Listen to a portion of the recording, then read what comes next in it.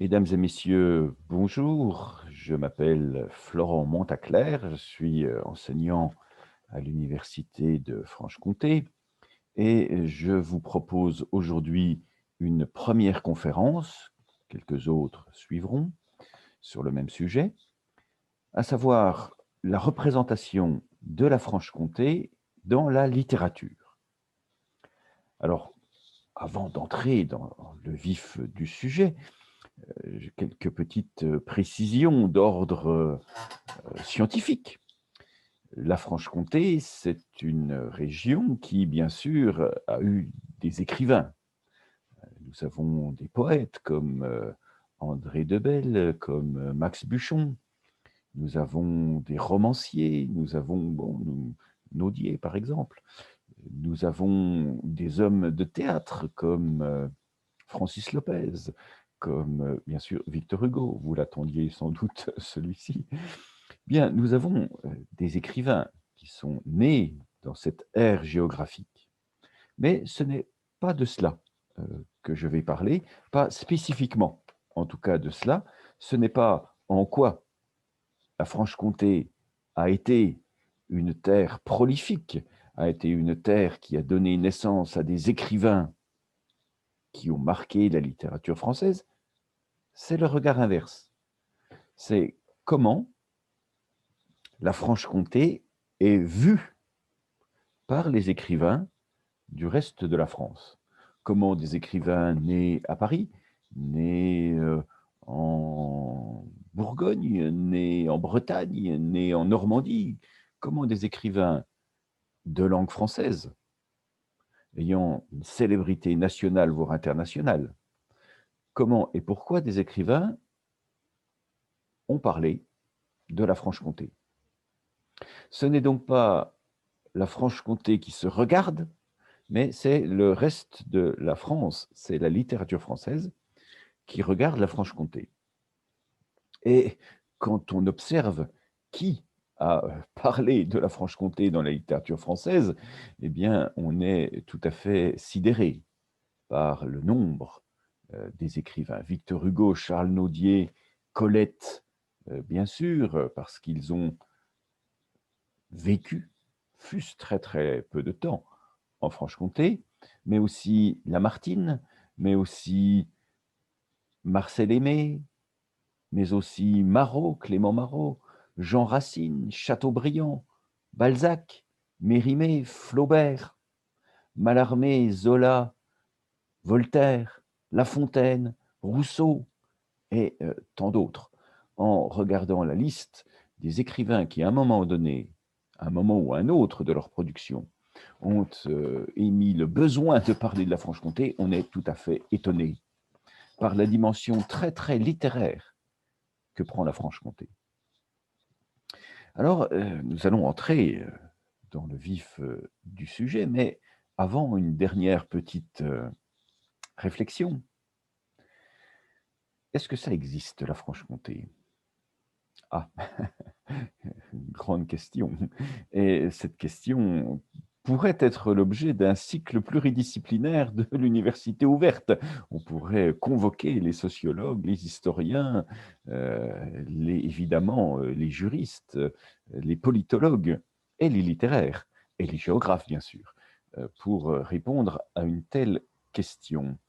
Je ne m'engagerai pas sur cette question-là, parce que ça mêle des informations, comme je viens de le dire, de toutes sortes, qui, au bout du compte, se contrediront les unes par rapport aux autres et ben, ne sont pas le lieu ici spécifiquement d'en parler. Rappelons tout simplement, pour ce qui me concerne, qu'un objet n'a pas besoin d'exister dans le monde extérieur pour être sujet littéraire.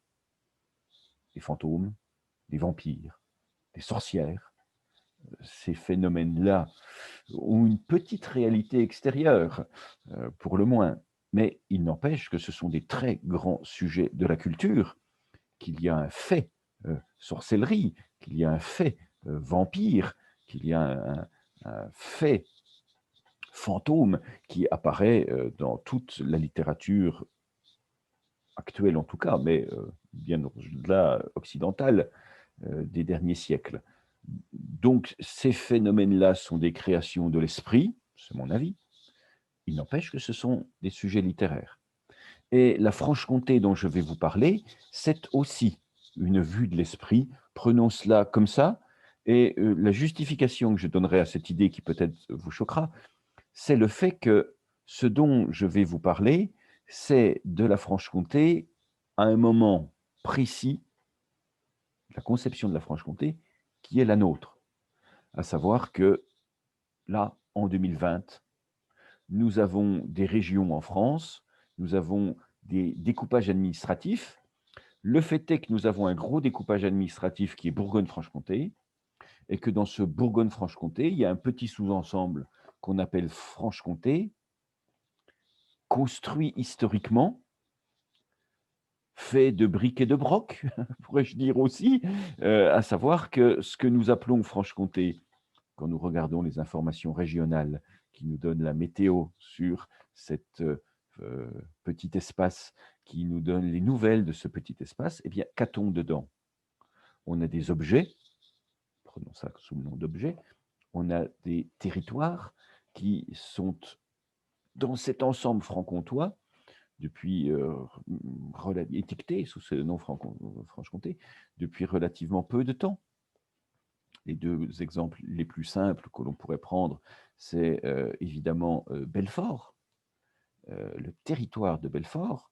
Belfort et les 106 communes qui vont autour appartenaient jusqu'à la guerre de 1870 à l'Alsace. Puis il y a une période de flottement où on ne sait pas exactement si on va récupérer l'Alsace et redonner ce territoire à l'Alsace, ou si on va lui donner un statut. Bon. Et puis au bout du compte, dans les années 20, on décide que ce sera le 90e département. Ce département, on l'intégrera par la suite dans cette entité administrative qu'est la Franche-Comté. Belfort est alsacien, Belfort est franc-comtois, Belfort est français. Ça dépend de la période à laquelle on s'intéresse. Jules César décrivant la Franche-Comté, bon, c'est une notion tout à fait étrange, car il est évident que Jules César n'a aucune possibilité d'avoir comme représentation mentale cette idée de la Franche-Comté. Donc il décrit une ville en particulier, il décrit un territoire qu'il rattache à la pensée territoriale de son temps. Donc Belfort, exemple. Autre exemple tout simple qui est Montbéliard. Montbéliard qui intègre très récemment le territoire national. C'est l'après-Révolution française. C'est dans les années 1790. Donc, sous Louis XIV, et encore avant, la principauté de Montbéliard ne relève pas d'une pensée qui serait franc-comtoise, et pour cause, parce que même pas française. Bon, donc c'est une entité administrative que nous avons dans l'esprit, dont je vais parler.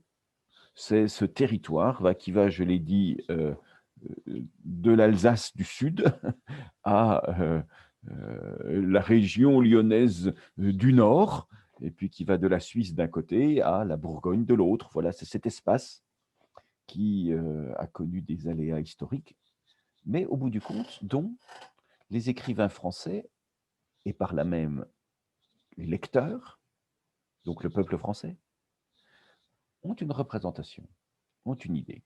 Et ce que je vais essayer de montrer dans cette conférence, dans ces conférences que je vous propose, c'est comment justement la littérature va se trouver des représentations de la Franche-Comté. Dernier petit point avant d'entamer véritablement mon propos. Il est évident que la Franche-Comté, en soi, peut être un sujet littéraire. Il y a des arbres, il y a des montagnes, il y a des plaines, il y a des fleuves, il y a des habitants, il y a des... Et la Normandie en a aussi. En plus, il y a la mer. Il y a moins de montagnes. La Gascogne, la Bretagne, bon, bien sûr, si on veut parler d'un territoire, La Franche-Comté a des atouts pour parler, pour être sujet littéraire. Ce n'est donc pas spécifiquement en soi, par ses atouts, qu'un objet devient un objet littéraire. Un objet devient littéraire à partir du moment où la littérature y trouve un élément qui renvoie à la littérature. Autrement dit, la Franche-Comté sera décrite par la littérature quand les écrivains trouveront un intérêt littéraire à décrire la Franche-Comté. Ce n'est pas parce qu'on a du mérite que forcément ce mérite est reconnu. Ce n'est pas parce qu'on a des belles forêts qu'un écrivain qui écrirait sur la forêt parlerait spécifiquement de la Franche-Comté. Non, les écrivains parleront de la Franche-Comté quand ils auront une intention. Voilà pourquoi, et c'est l'intérêt de cette conférence, si vous êtes franc-comtois vous-même, vous ou pas, vous ou si vous la connaissez un peu, vous verrez que ce qui est dit sur cette Franche-Comté est parfois extrêmement, extrêmement étrange. Mais pourquoi? Et c'est donc le point final de cette introduction, c'est parce que la littérature procède à un phénomène de modification des objets qu'elle décrit, ce phénomène qui porte depuis Montaigne le nom spécifique d'artialisation. Artialiser, artialisation, on reconnaît art là-dedans, c'est le fait qu'un objet devient un phénomène artistique. Et c'est une transformation que l'artialisation. Pour faire un petit commentaire de quelques minutes que vous m'autoriserez, le phénomène désigne dans l'esprit de Montaigne, tout d'abord, la langue française. Il y a 2 écrivains qu'on peut mettre en parallèle qui sont très intéressants de ce point de vue-là. C'est Du Bellay, avec sa défense et illustration de la langue française, et d'un autre côté, Montaigne, avec ses essais. Parce que tous les 2 vont finalement parler d'un même sujet, mais avec des moyens quelque peu différents. Les 2 ont le même objet. C'est la constitution de cette idée qui naît à la Renaissance, qui est la culture française, la spécificité culturelle française. Qu'est-ce qui fait que sur un vaste territoire, les individus auront un sentiment d'appartenance à une culture identique? Plusieurs éléments, bien sûr, mais la Renaissance conçoit cette idée, d'ailleurs, qu'elle emprunte tout simplement à l'Antiquité grecque, que c'est par la culture que s'unissent les individus. Qu'est-ce que c'est que le grec comme langue? C'est la langue d'Athènes, qui se parlait à Athènes, et non pas la langue qui se parlait à Sparte ou la langue qui se parlait à Corinthe. C'est le grec spécifique d'Athènes. Pourquoi?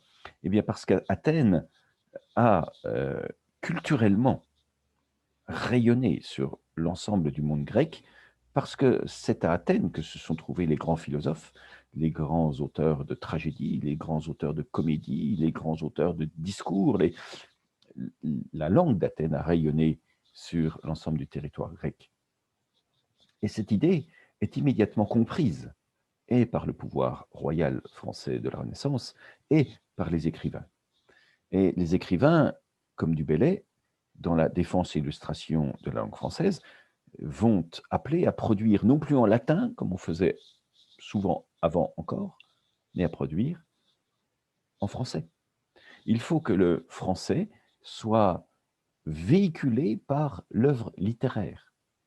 Voilà pourquoi la défense et illustration de la langue française, c'est en quelque sorte une sorte de manuel de poésie. C'est un texte dans lequel l'auteur va proposer des modèles à suivre, va demander à ce que l'on enrichisse la langue littéraire, c'est-à-dire que les auteurs n'hésitent pas à utiliser le français comme langue poétique. Et parallèlement, eh bien, nous avons Montaigne. Et Montaigne part d'un principe, lui, un peu différent, qui est que quand il a quelque chose de technique, poétique, savant, scientifique, précis à dire, immédiatement les mots qui lui viennent, c'est les mots latins. À l'évidence, la langue française, elle a un déficit de sens. Elle a un déficit, pas forcément de vocabulaire, mais elle a un déficit de technicité. Les mots ont un sens, mais peut-être pas assez de sens. Les mots du français ne sont pas suffisants pour exprimer le sujet technique et par là même, évidemment, le sujet littéraire. Ce n'est pas une langue assez artistique.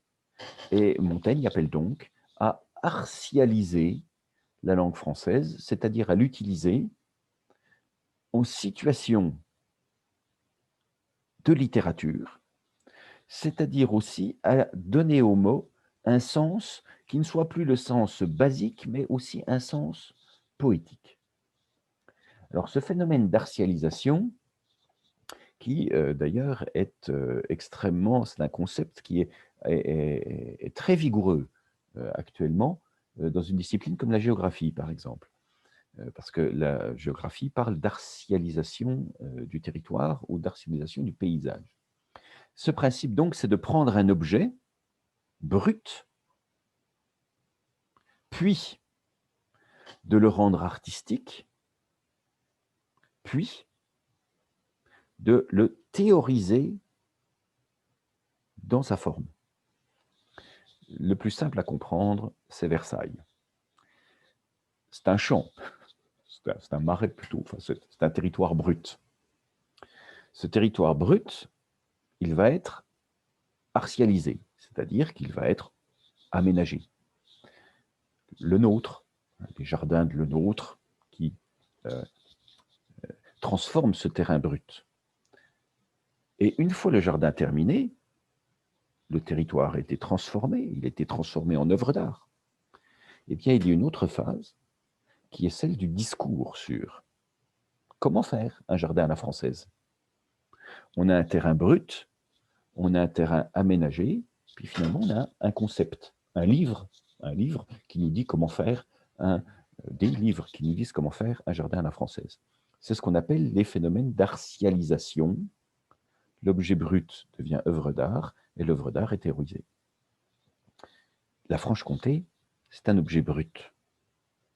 Et cet objet brut, il va être perçu par un regard qui est un regard artialisant, un regard qui va garder les éléments qui lui semblent les plus pertinents au regard d'un phénomène qui est celui de la littérature.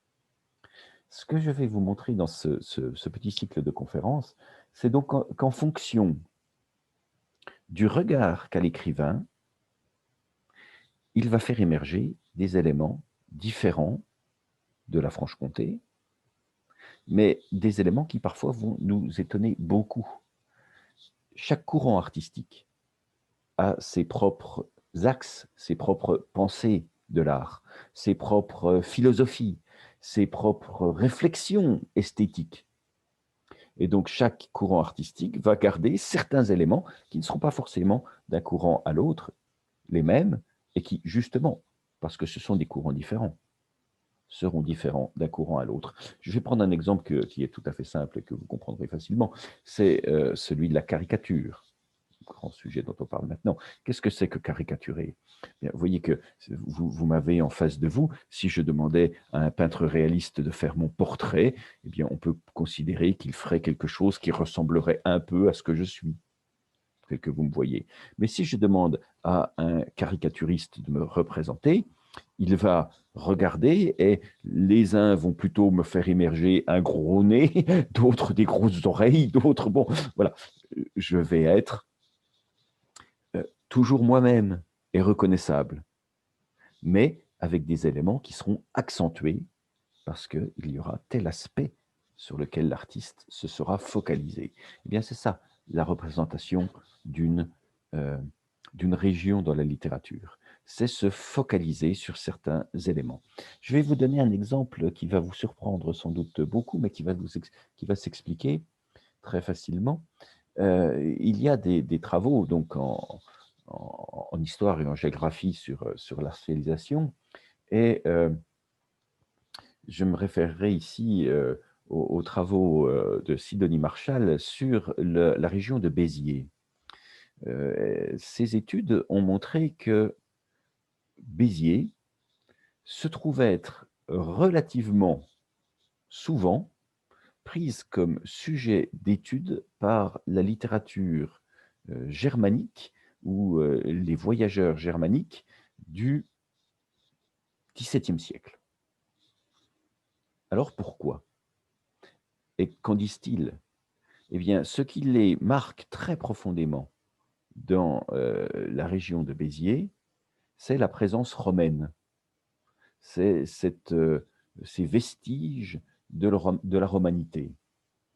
Et ils font de Béziers une sorte de capitale, quelque sorte, de la romanité. Alors pourquoi? Eh bien, parce qu'il faut imaginer qu'ils sont protestants et que, par conséquent, le voyage à Rome leur est interdit. Et comme le voyage à Rome leur est interdit, c'est ailleurs qu'ils auront la possibilité d'avoir un contact avec le monde romain de l'Antiquité. Et donc, c'est dans le sud de la France, c'est à Nîmes, c'est à Béziers, que tous ces voyageurs germaniques seront, pas la première fois, mais enfin seront massivement confrontés aux vestiges de cet empire romain auquel ils n'ont pas accès, contrairement à tous les écrivains français qui, eux, traversent les Alpes et se retrouvent à Rome, en Italie en tout cas. Donc leur regard, il se focalise sur un bout de colonne, sur un vestige d'amphithéâtre, sur des éléments qui passent relativement inaperçus pour tous les autres voyageurs français, par exemple, parce que les vestiges ne sont pas si intéressants que cela par rapport à ce qu'on trouve ailleurs. Mais pour ce monde protestant d'Europe du Nord, c'est très inhabituel, donc c'est cela qu'il remarque. Alors, que remarque-t-on quand on est un écrivain français et qu'on vit en Franche-Comté? Eh bien, oui, une petite fin avant d'entrer dans le sujet. Juste un point sur lequel je voudrais insister. Je vais vous lire un petit extrait de Balzac. De Balzac, qui se trouve dans Ferragus. Alors Ferragus, ce n'est pas le plus connu, évidemment, des Balzac, mais c'est un Balzac très intéressant. Et les 4 ou 5 premières pages de Ferragus sont une description de Paris, comme souvent chez Balzac. Mais écoutons-le. Il est dans Paris certaines rues déshonorées, autant que peut l'être un homme coupable d'infamie. Puis il existe des rues nobles, puis des rues simplement honnêtes, puis de jeunes rues, sur la moralité desquelles le public ne s'est pas encore formé d'opinion, puis des rues assassines, des rues plus vieilles que de vieilles douairières ne sont vieilles, des rues estimables, des rues toujours propres, des rues toujours sales, des rues ouvrières, travailleuses, mercantiles. Enfin, les rues de Paris ont des qualités humaines et nous impriment dans leur physionomie certaines idées contre lesquelles nous sommes sans défense. Il y a des rues de mauvaise compagnie, où vous ne voudriez pas demeurer, et des rues où vous placeriez volontiers votre séjour. Quelques rues, ainsi que la rue Montmartre, ont une belle tête et finissent en queue de poisson. La rue de la Paix est une large rue, une grande rue, mais elle ne réveille aucune des pensées gracieusement nobles qui surprennent une âme impressible au milieu de la rue Royale, et il manque certainement de la majesté qui règne dans la place Vendôme. Et ça continue comme ça sur 3 pages. Une rue, ce n'est pas des maisons. Une région, ce n'est pas des arbres, des collines et des montagnes. Une région, c'est une pensée, c'est une représentation, c'est un investissement. On plaque sur la ville, la région, des informations qui sont des informations esthétiques. Alors, ma conférence et les vidéos que je vous propose, je vais vous en proposer finalement 3. Cette conférence, ces conférences, elles vont être d'inégale durée, mais elles vont partir sur une sorte de triptyque. Ce triptyque qui est finalement Louis XIV, l'époque de Louis XIV, donc XVIIe siècle, puis l'époque romantique, puis l'époque réaliste. Romantique et réaliste se confondant au point de vue chronologique, mais ce sont deux courants suffisamment distincts pour qu'on puisse parler d'écrivains romantiques ou d'écrivains réalistes avec des caractéristiques précises. Et il y aura donc une Franche-Comté réaliste quand il y aura parallèlement une Franche-Comté romantique. Je vais vous lire, pour terminer cette introduction, je vais vous lire un petit extrait de 20 ans après. C'est du Alexandre Dumas. D'Artagnan, voilà, donc 20 ans après, oui, rappelez-vous, 1844, publication des Trois Mousquetaires, et puis dans la foulée, les deux suites, le Vicomte de Bragelonne, et 20 ans après. D'Artagnan n'était pas non plus de ces gens qui pensent que la nuit porte conseil. La nuit, D'Artagnan dormait. Mais le matin, au contraire, tout frais, tout avisé, il trouvait les meilleures inspirations. Depuis longtemps, il n'avait pas eu l'occasion de penser le matin, mais il avait toujours dormi la nuit. Au petit jour, il se réveilla, sauta en bas de son lit, avec une résolution toute militaire, et il se promena autour de sa chambre en réfléchissant. En 43, 6 mois à peu près avant la mort du feu cardinal Richelieu, j'ai reçu une lettre d'Athos. Où cela? Voyons. Ah, c'était au siège de Besançon. Je me rappelle, j'étais dans la tranchée. Le fameux siège de 1843 de Besançon. Les historiens auront bien du mal à le trouver, celui-ci, ce siège de 1843. 1643, pardon. 1643. 1643, non, 1643, il n'y a pas de tentative française pour conquérir Besançon. C'est donc une erreur historique. Mais est-ce si important que cela? Ça véhicule ce que l'on sait au niveau national, à savoir que Louis XIV a conquis la Franche-Comté. Et donc, à Besançon, il y a eu un siège qui a abouti au fait que la Franche-Comté est devenue française après l'Alsace et avant encore d'autres conquêtes louis XIViennes. La littérature, même si elle dit des choses énormes, même si elle dit les écrivains se trompent, font des erreurs historiques, de date, il n'empêche qu'elle véhicule un imaginaire. Alors, question dans cette première conférence, comment se constitue dans la pensée française, dans l'imaginaire du lecteur habitant Paris, dans l'imaginaire du lecteur habitant Rouen, Bordeaux, comment se constitue une représentation de ce bout de terre orientale à l'est qui est la Franche-Comté. Comment? Eh bien, je dirais que selon un double principe, qui est un principe scolaire et un principe courtisan. Scolaire et courtisan. Alors, scolaire, pour une raison toute simple, c'est lié à Jules César. La première description que nous avons d'un morceau de la Franche-Comté, c'est évidemment Jules César. C'est dans la guerre des Gaules.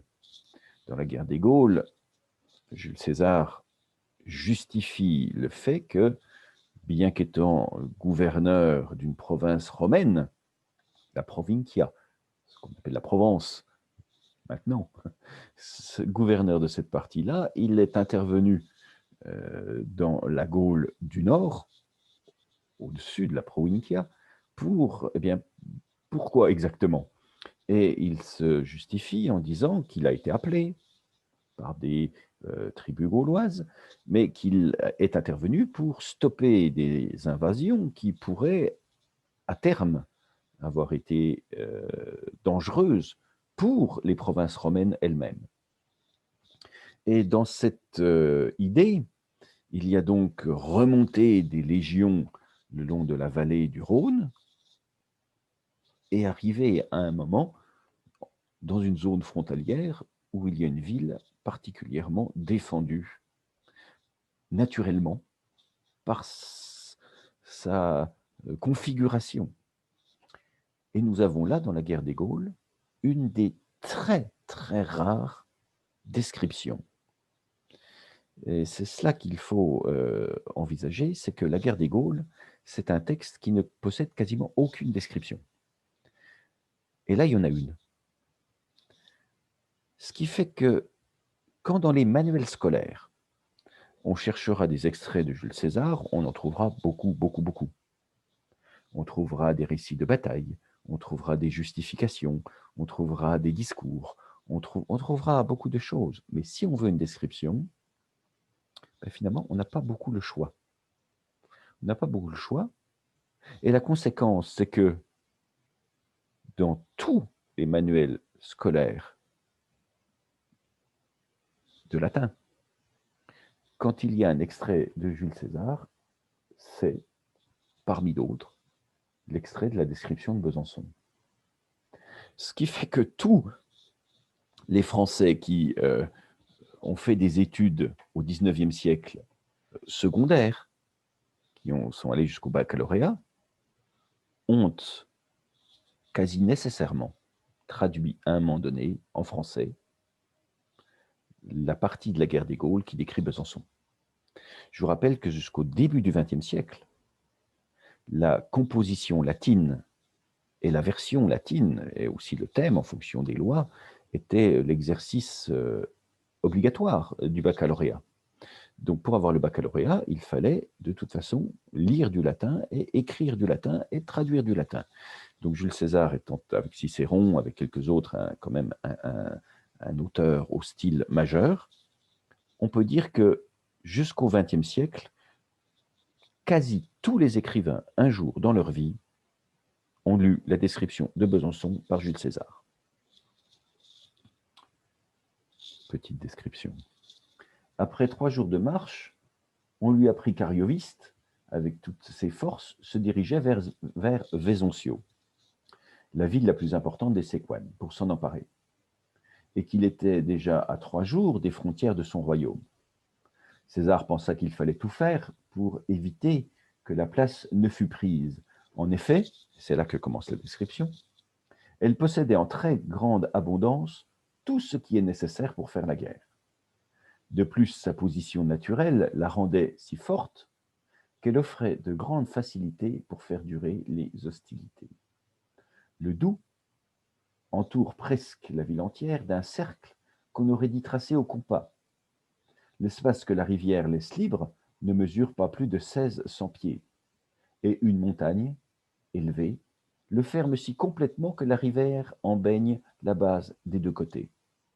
Un mur qui fait le tour de cette montagne la transforme en citadelle et la joint à la ville. César se dirige vers cette place, à marche forcée de jour et de nuit. Il s'en empare et y met garnison. Voilà, il fortifie, s'empare, protège, fait de cette base ce camp dont il a besoin pour bloquer les invasions qui seront les invasions des Germains ou des Helvètes par la suite.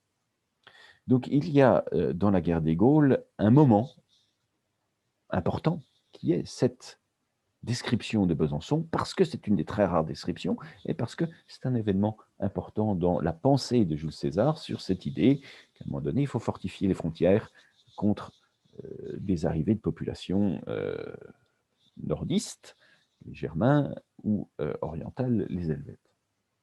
Et donc les écrivains français, et le lecteur français, comment a-t-il un premier contact avec cette Franche-Comté?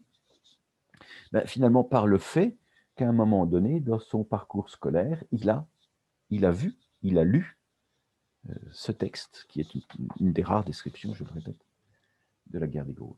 On a une autre description par un empereur romain de Besançon, qui est Julien. Alors, il porte un surnom, le pauvre Julien, on l'appelle Julien l'Apostat. Pourquoi? Eh bien, parce qu'il a tenté de rétablir le culte solaire, le polythéisme, après que l'Empire romain soit passé sous le christianisme comme religion d'État.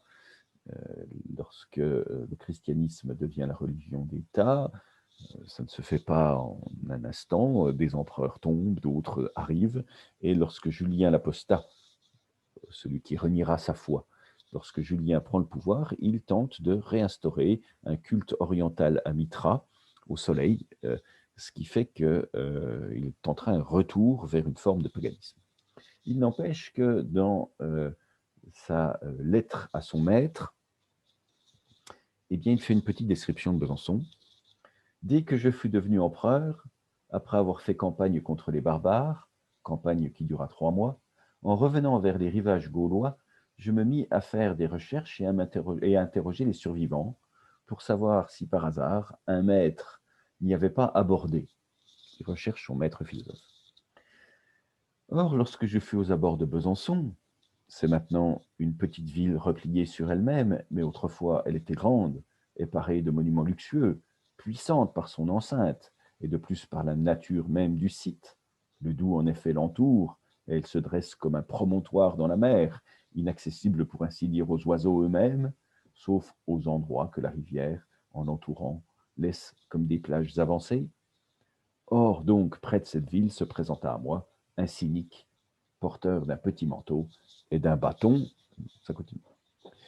Il n'y avait pas donc que César qui avait décrit cette ville de Besançon. Un autre empereur l'avait fait. Enfin, César n'était pas empereur. Un autre, César, l'avait fait, en faisant sans doute d'ailleurs référence à ses lectures classiques. Lui aussi, Julien, avait lu la guerre des Gaules. C'est donc l'école qui, pour une part, va créer cette première représentation de la Franche-Comté dans l'esprit des jeunes Français. Et il y a un deuxième phénomène que j'ai signalé, c'est l'esprit de cour. L'esprit de cour. L'esprit courtisan. Pourquoi donc? Et bien là, nous avons le même principe, en quelque sorte, que le principe césarien, césariste, Jules César, qui est le fait que la Franche-Comté a été conquise finalement 2 fois. Elle a été conquise une première fois par Louis XIII. Elle a été rattachée au territoire national par Louis XIII. Et encore faut-il entendre ce qu'on appelle la Franche-Comté. Hein, je le répète, je prends cette entité comme un tout, bien qu'à cette époque-là, évidemment, le nord de ce qu'on appelle la Franche-Comté, c'est-à-dire Belfort, était en Alsace. Louis XIII. Mais Louis XIII conquiert, avec une relative facilité, la région, mais doit la restituer. Nous avons déjà ce qu'on pourrait appeler, c'est un terme un peu postérieur, hein, mais un concert des nations. Il y a des puissances en Europe qui interagissent avec la France, évidemment, et Louis XIII restitue. Et Louis XIV, lui, conquiert et garde. Conquiert et garde. Louis XIV, c'est un phénomène philosophique en France, c'est un phénomène idéologique, c'est un phénomène politique, c'est un phénomène, surtout c'est un phénomène artistique. Mais c'est un roi qui a compris ce qui s'était enclenché au cours de la Renaissance, à savoir qu'un pays est grand quand il manifeste des formes artistiques typiques de son esprit. Quand on lit une pièce de théâtre de l'époque Louis XIVienne, on sait on lit de l'art français du XVIe siècle, XVIIe siècle, XVIIIe siècle. Ce qui est né à la Renaissance et qui a été magnifié à l'époque de Louis XIV, donc au XVIIe, a été aussi prolongé au XVIIIe siècle, et on repère cet art français dans la littérature, dans la peinture, dans la musique, dans l'architecture. Le palais de Schönbrunn, euh, tous les palais impériaux ou royaux d'Europe, au bout du compte, s'inspirent de Versailles, l'architecture française, pour être édifiés jusqu'à la lointaine Turquie, le palais de Dolmabahçe, qui était le palais donc, des sultans. C'est une sorte de Versailles bis. Il y a, avec Louis XIV, cette constitution véritable d'une pensée artistique nationale, celle que voulait promouvoir par la langue des écrivains comme Montaigne ou du Bellay. Et il y a, avec Louis XIV, véritablement constitution d'une cour mercenaire, payée par lui, pour développer un art, des arts, dans l'axe souhaité par le roi. Lorsque, en 1635, Louis XIII avait créé l'Académie française, il l'avait créée avec cette idée que l'Académie devait, certes, comme elle le fait encore aujourd'hui, réglementer la langue. Nous avons eu un exemple il y a 6 mois avec la décision du genre, le ou la, du mot Covid. Mais surtout, régimenter, réglementer, réguler, donner des règles, la littérature.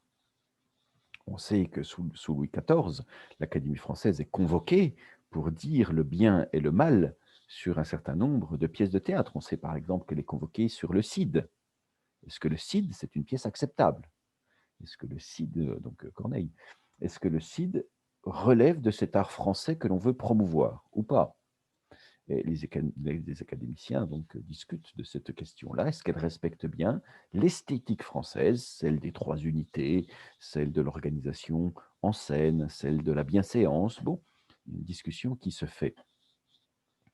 Et Louis XIV donc, a tout un ensemble d'académies qu'il crée pour réglementer justement cet art à sa main, l'Académie des inscriptions et belles-lettres.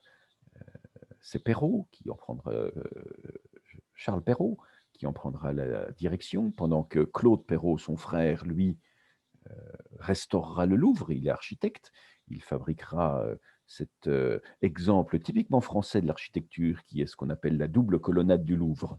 Une des façades du Louvre est faite de colonnes gemellées sur toute la longueur. La colonnade à la française.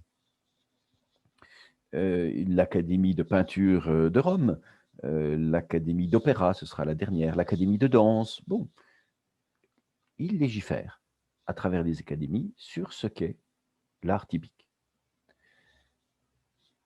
Et nous avons, du fait de sa puissance, nous avons constitution autour de lui eh bien, de cercles d'écrivains, mercenaires, je l'ai dit, payés par lui, ou indirectement rattachés à lui, qui seront dans une position de soumission, disons-le, en tout cas de flatterie. Tout flatteur, disait La Fontaine, vite aux dépens de celui qui l'écoute. Et Louis XIV écoutait beaucoup et avait donc beaucoup de flatteurs. Oh, ce n'est pas le premier. Hein. Ronsard, déjà à son époque, avait cette phrase « Il n'est de plus belle langue que le courtisan ». Il n'est de plus belle langue que le courtisan, ce qui voulait dire 2 choses très différentes, qui est que le courtisan est toujours mielleux, a toujours la belle langue, est toujours flatteur, mais ce qui voulait dire aussi que la langue du roi, la langue de la cour, la langue du puissant est la langue qui fait la norme, est la langue qui donne les règles à toutes les autres. Donc, elle est la langue de la cour, c'est la langue qu'il faut employer. Où vais-je avec ce raisonnement? Eh bien, je vais vers une direction toute simple, qui est que la Franche-Comté apparaît dans la littérature, dans un type de littérature très particulier, et c'est cela qui va créer un imaginaire français de la Franche-Comté, un imaginaire de la flatterie, une littérature de panégyrique, c'est-à-dire de discours laudatifs, c'est-à-dire de glorification du roi. Qui a conquis la Franche-Comté? Jules César. Et qui d'autre? Louis XIV. Ce que César était pour l'humanité, à savoir le conquérant d'un empire, eh bien, au XVIe siècle, au XVIIe siècle, pardon, celui qui est le César de l'humanité, ben, c'est celui qui réussira à conquérir la Franche-Comté. Alors qui? Eh bien, Louis XIV. La Franche-Comté apparaît de manière démesurée, absolument démesurée, dans la littérature française, au siècle de Louis XIV. Pourquoi? Eh bien, parce que dire la Franche-Comté a été conquise par Louis XIV, c'est dire Louis XIV est le plus grand roi de l'univers. Alors, prenons tout de suite la mesure de la chose avec quelques exemples qui vont illustrer cette idée. Premier texte, eh bien, je vous le laisse anonyme. Je louerai Besançon, mais César l'a dépeint. On sait que dans les airs, son rocher va s'étendre. Quoique voisin du ciel, nos armes l'ont contraint, après 8 veilles, à se rendre. Tout concourait pour la défendre. Le nom de ses guerriers, l'aspect de ses remparts, Ibères et Germains venus de toutes parts voyaient entrer pour lui, pour la ville, l'hiver même en leur ligue. Elle était défendue par des Ibères, espagnols, par des Germains.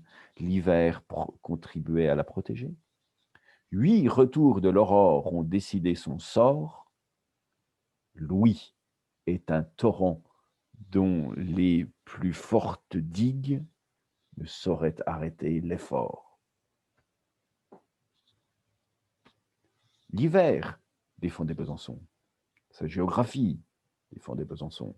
Les Espagnols, les Germains, tous étaient dans son camp, dans sa ligue. Mais Louis est un torrent dont les plus fortes digues ne sauraient arrêter l'effort. Et puis, donc Louis a fait, en 8 jours seulement, ce que César avait fait lui aussi. De qui ce formidable texte? Eh bien, je ne vous le dis pas encore, je vais vous en lire un autre, du même auteur. Besançon fut suivi de Dole, et ses projets entassèrent bientôt conquête sur conquête. Louis mène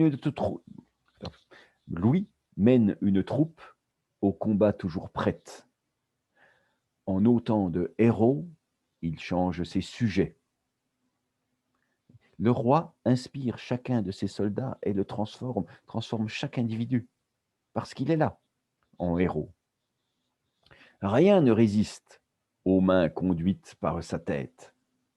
Qu'on soit ministre ou chef, qu'on soit sage ou vaillant, il connaît de chacun le zèle et le talent.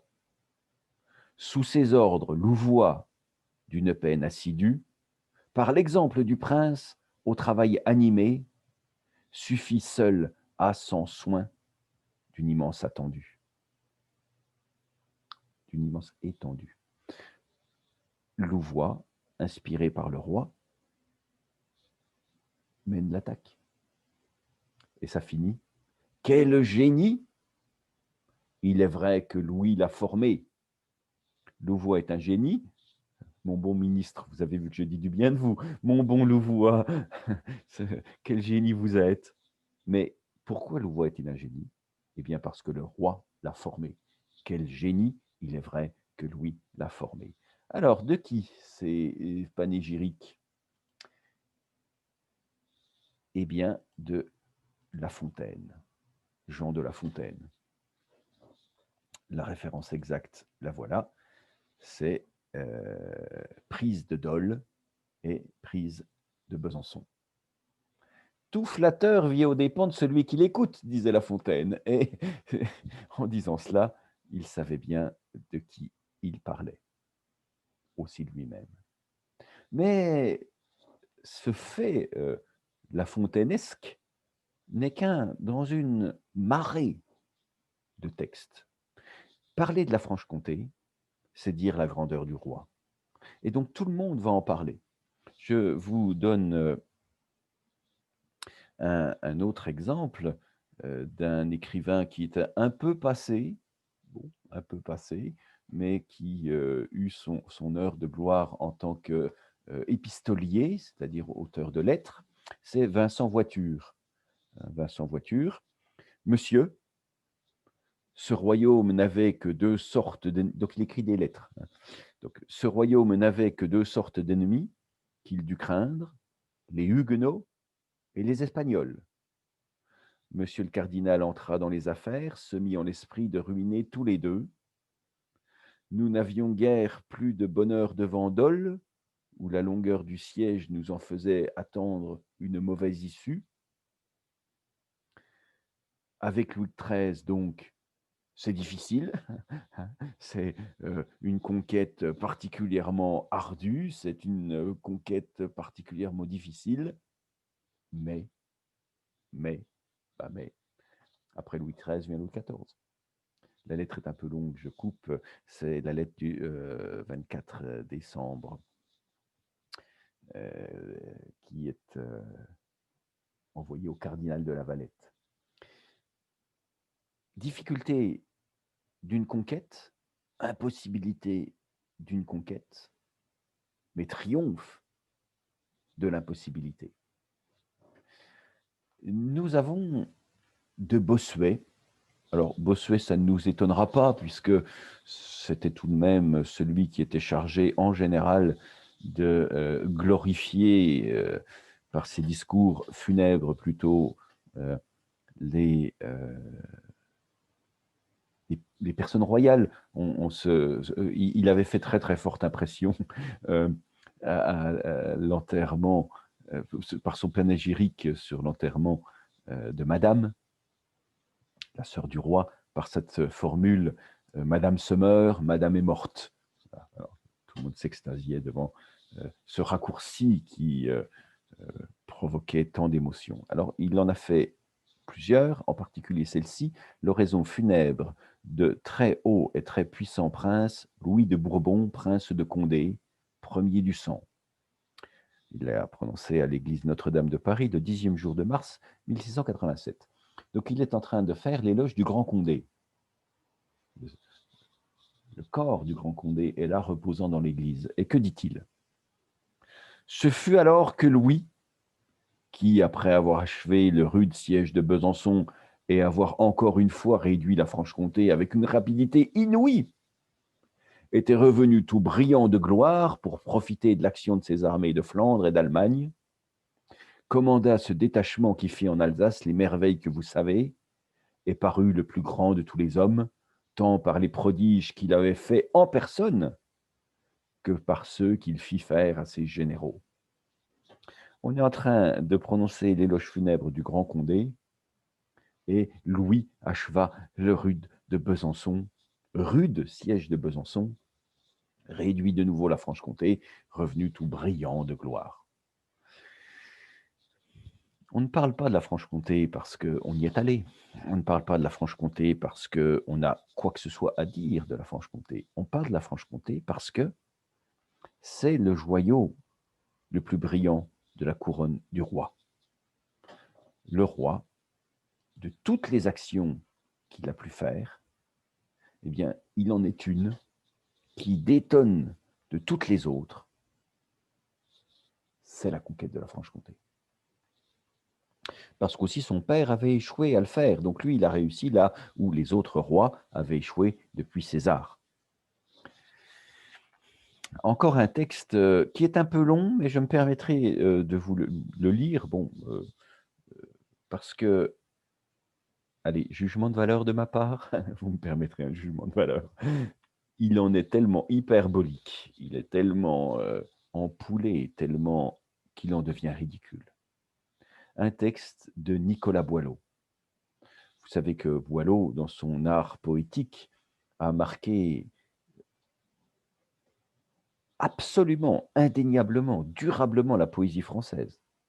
De très nombreux vers ou distiques de son art poétique sont devenus des proverbes en français. 100 fois sur le métier, il faut mettre l'ouvrage. Hâte-toi lentement. Ce qui se conçoit clairement s'exprime clairement. Bon, Boileau, c'est un des auteurs majeurs de la poésie française, même si maintenant on l'a un peu fait passer au second plan.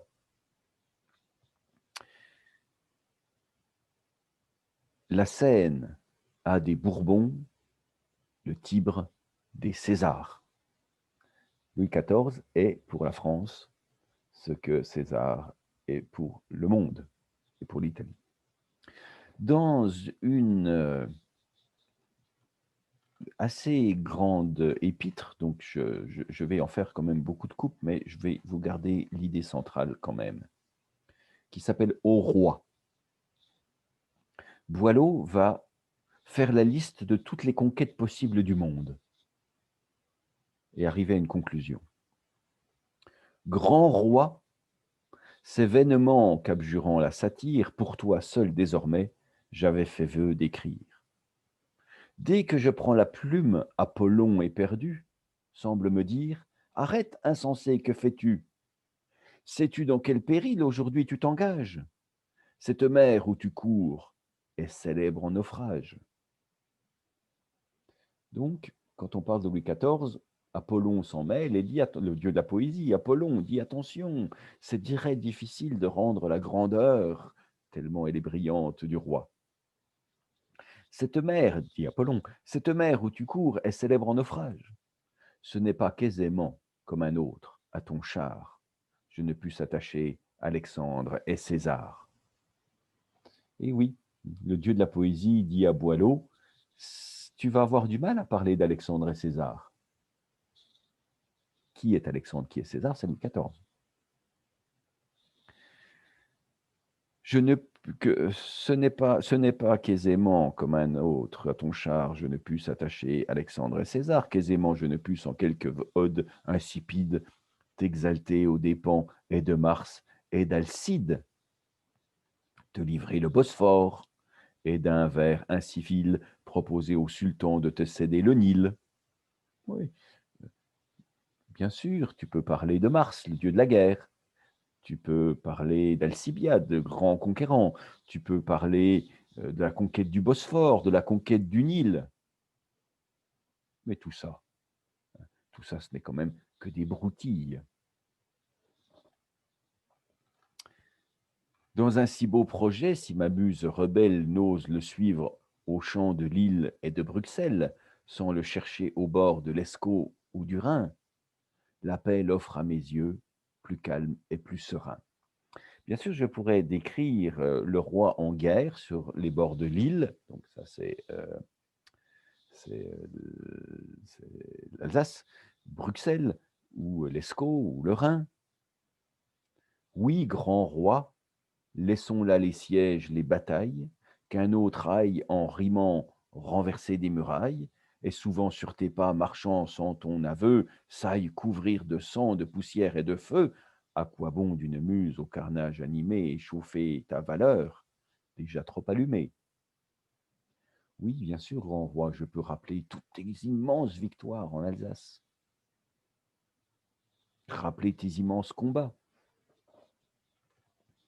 Mais qu'est-ce qui va, moi, être ma spécificité? Qu'est-ce que je vais dire, moi, qui montrera le plus ta grandeur? Mais un roi vraiment roi, qui sage en ses projets, sache en un temps heureux maintenir ses sujets, qui du bonheur public ait cimenté sa gloire, il faut pour le trouver courir toute l'histoire. La terre compte peu de ses rois bienfaisants, le ciel à les former se prépare longtemps. Des rois qui sont à la fois des rois de guerre et des rois de paix, eh bien, il n'y en a pas. L'histoire met une éternité à en faire, sous-entendu, il y avait César et puis, quel autre? La terre compte peu de ses rois.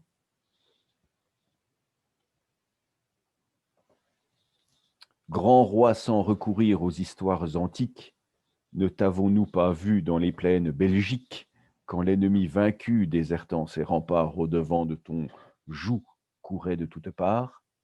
Toi-même te borner au fort de ta victoire et chercher dans la paix une plus juste gloire? Bien sûr, tu as écrasé la Belgique, mais c'était, ta gloire était aussi de la conserver et d'avoir fait la paix. Assez d'autres sans moi d'un style moins timide suivront au champ de Mars ton courage rapide, iront de ta valeur effrayer l'univers et camper devant Dole au milieu des hivers. Finalement, qu'est-ce que c'est le- la gloire? C'est d'avoir conquis, d'avoir fait la paix, c'est d'avoir conquis Dole. Pour moi, l'un des combats sur un ton moins terrible, je dirais les exploits de ton règne paisible. Eh bien, c'est après avoir conquis Dole, avoir fait la paix. Malherbe, Malherbe, Malherbe. Vous savez que Boileau disait dans son art poétique, enfin Malherbe vint. Malherbe, qui était considéré comme un très grand poète, eh bien Malherbe, lui, qui est du roi d'avant, Louis XIII, avait déjà engagé ce principe-là, qui était de dire que la Franche-Comté existe, et la preuve, c'est que nous avons un roi qui l'avait conquis. Dans un texte, il nous parle de Dole, et il nous dit qu'il vient de lire d'un courtisan 2 vers latins, courtisan qui s'appelle Cyrmon, Jean Cyrmon, qui était mort en 1650. Il était tout de même membre de l'Académie française. Et voici ce qu'il a composé. Arcum dola dedit illis alma sagitam, Gallia quis funem, quem murere dabit. Alors, Malherbe dit que c'est sans doute, je cite, les plus beaux distiques que je vis jamais. C'est les 2 plus beaux vers que j'ai vus. Dole a donné l'arc, la Gaule généreuse leur a donné la flèche. Qui leur donnera la corde qu'ils ont méritée? Alors, pour comprendre cela, eh bien, il faut comprendre que la ville de Dole avait donné aux jésuites une maison qui s'appelait l'Arc. Donc, Dole a donné l'Arc, et Malherbe ajoute, le feu roi leur donna la flèche aux jésuites, donc ça fait l'arc et la flèche, qui leur donnera la corde pour compléter l'arc.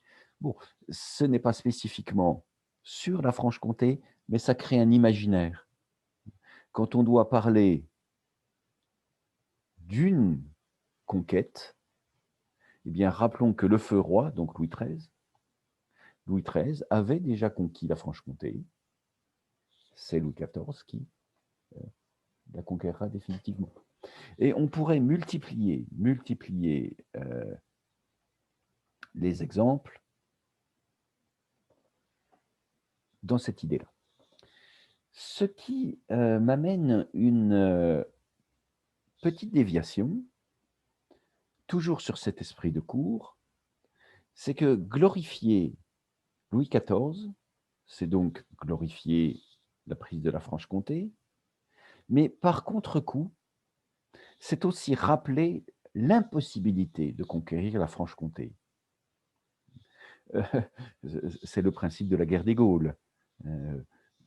Je suis arrivé en Gaule et tout le monde était faible. En quelques semaines, je l'ai conquise et je n'ai eu aucun obstacle. Bon, bah, tu n'as pas beaucoup de mérite. Donc la guerre des Gaules, c'est la description d'un ennemi puissant, fort, organisé, les Helvètes, les Germains, ce chef gaulois qui fédère les tribus, Vercingétorix. Et quelle qu'ait été la réalité, euh, en tout cas, ce que l'on sait, c'est que César s'est créé de très puissants ennemis pour montrer qu'il avait triomphé de ses puissants ennemis. Eh bien, c'est le principe de la Franche-Comté. La Franche-Comté va apparaître dans la littérature à l'époque de Louis XIV comme les irréductibles, les indestructibles, comme les invincibles. La Franche-Comté, c'est une peuplade d'une rudesse extrême. Ce sont des barbares dignes de l'Antiquité. Ce sont des individus qu'il est impossible de soumettre. Pourquoi? Parce que personne n'a jamais réussi, ou plus exactement l'inverse, parce qu'il y en a un qui a réussi. Louis XIV a réussi ce que personne n'avait jamais réussi à faire. Et donc, dans une forme de retour historique, de réécriture de l'histoire, les écrivains français du siècle de Louis XIV vont créer cet imaginaire franc-comtois aussi en réécrivant des textes sur Louis XIII et en réécrivant des textes sur les rois antérieurs qui se sont trouvés faire la guerre en Franche-Comté et en particulier Louis XI. En particulier, tous les événements de la guerre de Cent Ans. Pendant la guerre de Cent Ans, on n'arrivait pas à prendre Dole. Pendant la guerre de Cent Ans, même Jeanne d'Arc a échoué à délivrer de la présence bourguignonne et anglaise euh, la Franche-Comté. Louis XIII a réussi, mais a dû se retirer. Tout un ensemble de textes qui sont en quelque sorte des flatteries par miroir. Euh, Regardez ce pauvre Louis XI qui n'arrive pas à s'emparer de la Franche-Comté. Sous-entendu, regardez ce grand Louis XIV qui lui a réussi. Regardez cette pauvre Jeanne d'Arc qui libère tout, libère la France de toute cette présence anglaise, mais qui n'arrive pas finalement à intégrer cette Bourgogne-Franche-Comté dans le domaine national. Louis XIV y arrivera. Alors, qui avons-nous sur cet axe-là? Nous avons une montagne d'écrivains, et en particulier un qui est très intéressant, qui est Jean Chapelain. Alors, Jean Chapelain, nul ne devrait ignorer l'œuvre de Jean Chapelain. Pourquoi? Parce que c'est le premier secrétaire perpétuel de l'Académie française. Et c'est lui qui, à travers le Compendium du théâtre, un de ses ouvrages les plus majeurs de la littérature française, le Compendium du théâtre, va définir ce qu'est le théâtre classique à la française. Racine, Corneille, Molière, tous les autres, pendant 2 siècles, jusqu'à Voltaire, jusqu'à Destouches, jusqu'à le 19e siècle même, jusqu'à des auteurs comme Madame de Girardin, qui fera encore au 19e du théâtre classique. Eh bien, tous ces auteurs vont s'appuyer sur le compendium du théâtre pour proposer leurs œuvres, pour être bien conformes à la volonté royale de fabriquer un théâtre national.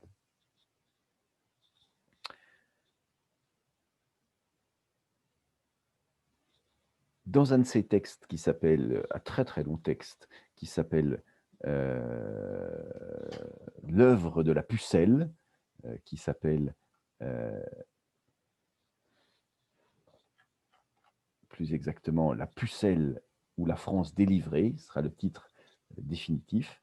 Eh bien, dans ce texte, notre auteur va montrer combien Jeanne d'Arc a été libératrice, mais qu'au bout du compte, il y a des endroits où son œuvre s'arrêtera et qu'il y aura d'autres rois qui devront conquérir cette Franche-Comté.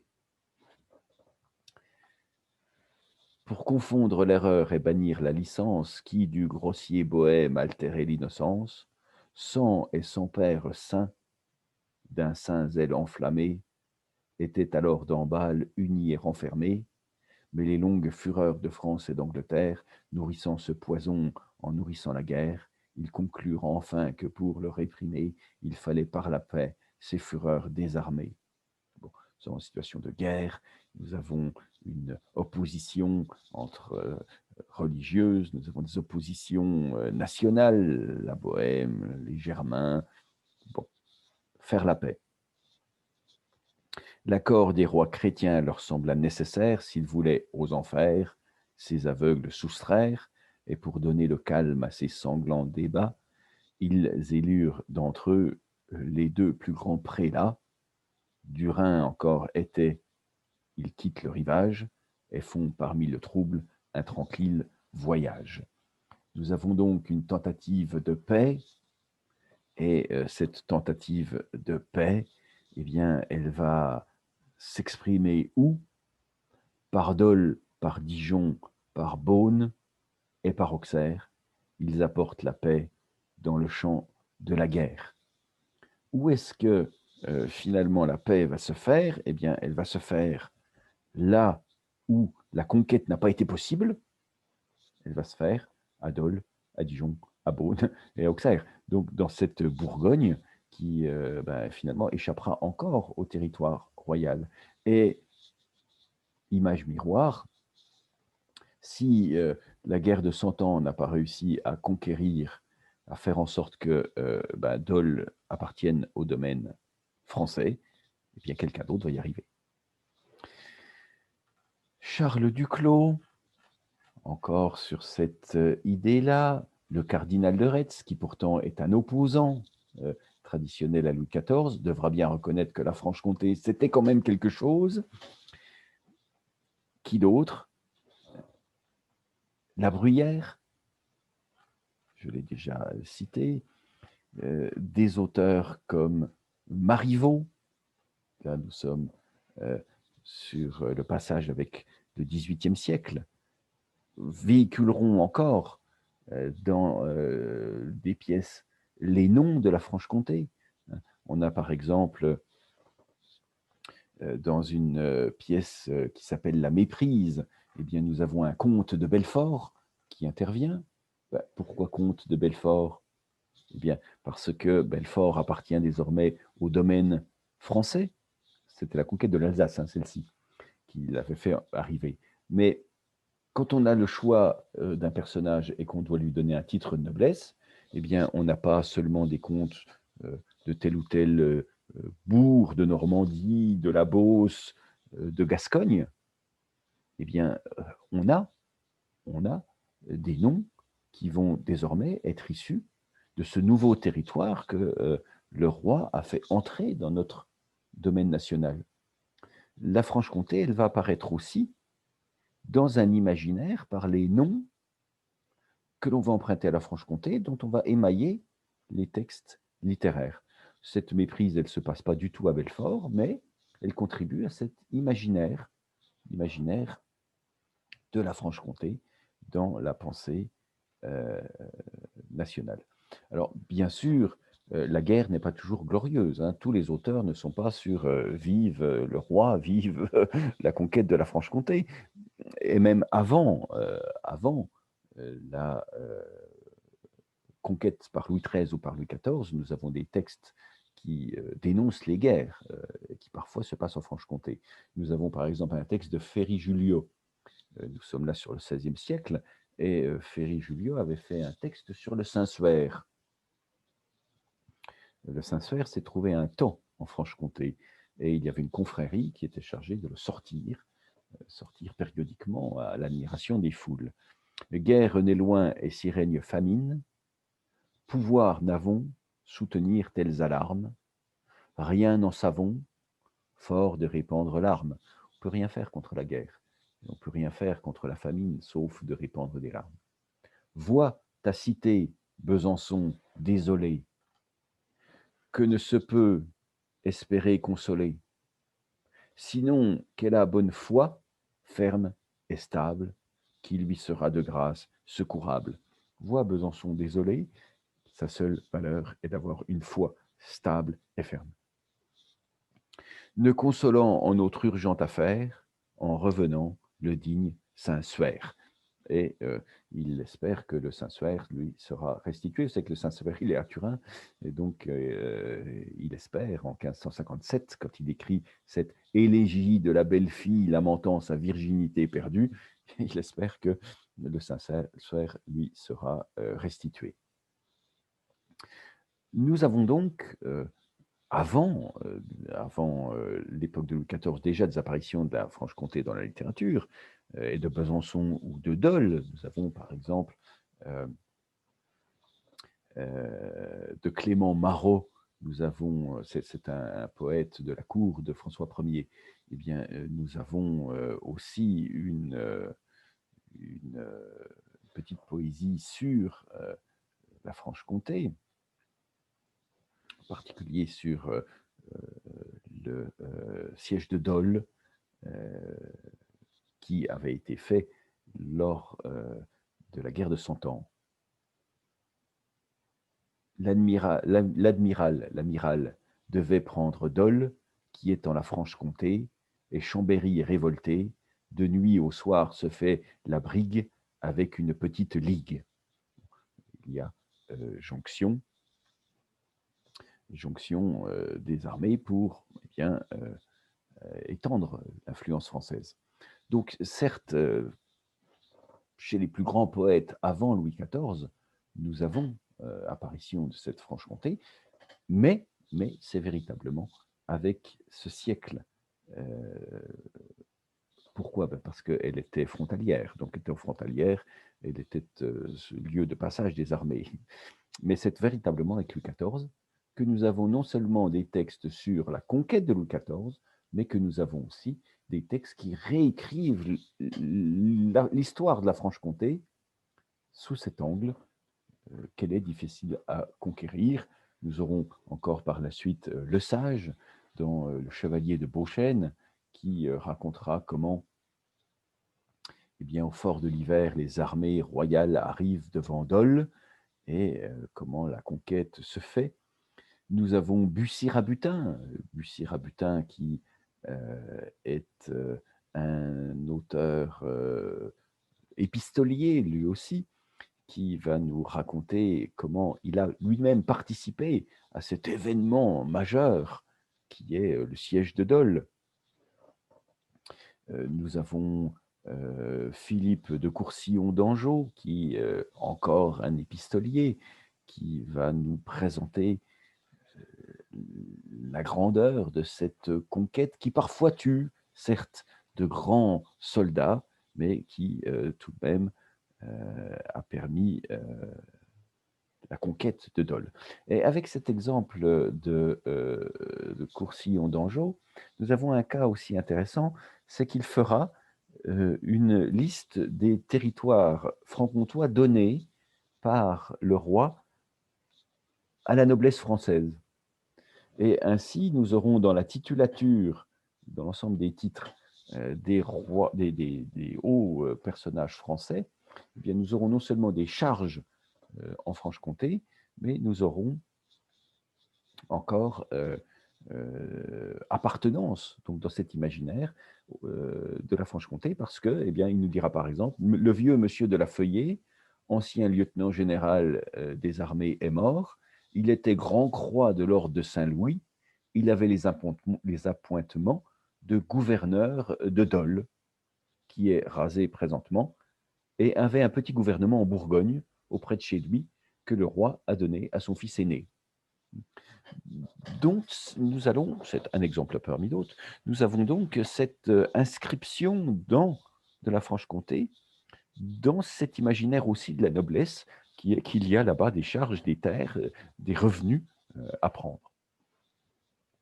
Cette idée que la Franche-Comté donc est une terre qui fait la gloire du roi explique en grande partie son introduction dans l'imaginaire. Mais je dirais pas que, pas que, parce que n'oublions pas que la Franche-Comté, géographie oblige, et histoire surtout, plus que géographie, histoire, la Franche-Comté s'est trouvée évidemment, une terre de marche, marche, dans le sens frontière, une terre limitrophe et de ce fait, l'est de la France a connu un passage des armées, assez, soudain, assez enfin, des destins assez, assez tragiques, qui était celui de voir des armées passer. Et cette idée que c'est une terre de résistance, que c'est une terre, de conflit, que c'est une terre militaire, eh bien, elle va continuer à exister dans l'imaginaire, de tous les écrivains du 19e comme du 20e siècle. Et Charles Nodier, par exemple, écrira beaucoup de textes sur, la Franche-Comté à l'époque de Louis XIV, sur la Franche-Comté comme terre de résistance au pouvoir royal, mais qui finalement deviendra une terre entièrement française. Parler de la Franche-Comté au XVIIe, c'est glorifier le roi. Parler, de la Franche-Comté sous Louis XIV au XVIIIe ou XIXe, bien ce sera à la fois glorifier le roi, mais aussi, rappeler que c'est une terre, frontalière qui, s'est entièrement donnée à la France. Voici, un petit texte assez amusant, de Charles Nodier parce qu'il joue justement sur cette ambiguïté entre, terre frontalière, donc à vocation indépendante et terre aussi, conquise et qui accepte la conquête. Voici ce qu'il nous dit: «Tel était Besançon quand Louis XIV forma le projet assez bien conçu de l'attacher à son vaste domaine royal. Soumise par le fer, vendue à l'argent, livrée par la trahison, Besançon subit le destin que lui réservait le vainqueur. De souveraine, elle devint vassale, de capitale, forteresse. Les gens intéressés à la chose trouvèrent même qu'elle avait gagné au change. Il ne faut rien exagérer.» Il est un petit peu régionaliste, Charles Nodier, comme nous le verrons dans ma prochaine conférence sur le romantisme. La conquête s'accomplit comme toutes les conquêtes. On perdit quelques braves qui avaient osé résister. On récompensa largement quelques lâches services. La ville de Paris, toujours empressée de voler au secours de la victoire, érigea de son ivresse municipale un arc de triomphe assez maussade et fort insolent, fanfaronnade en pierre de taille, qui aurait dû répugner à la pudeur d'un peuple loyal et sensible. Je n'ai jamais passé dessous. Donc avec Nodier, Nodier qui est évidemment euh,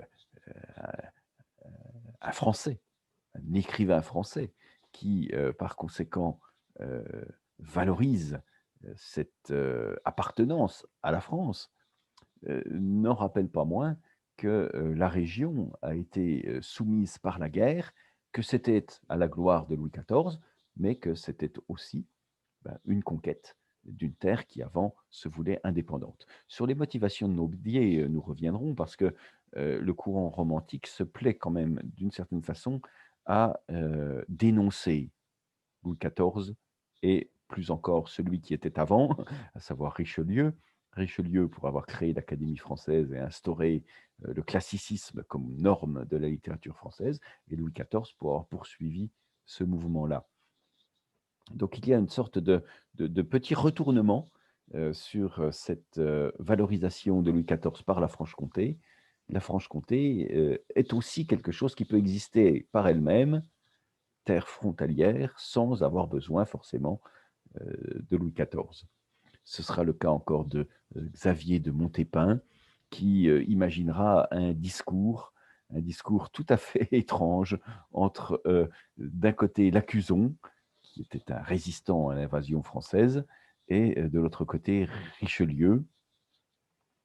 Voici ce petit discours. Nous avons des droits incontestables et imprescriptibles, et nous sommes prêts à donner pour les conserver la dernière goutte du sang de nos veines.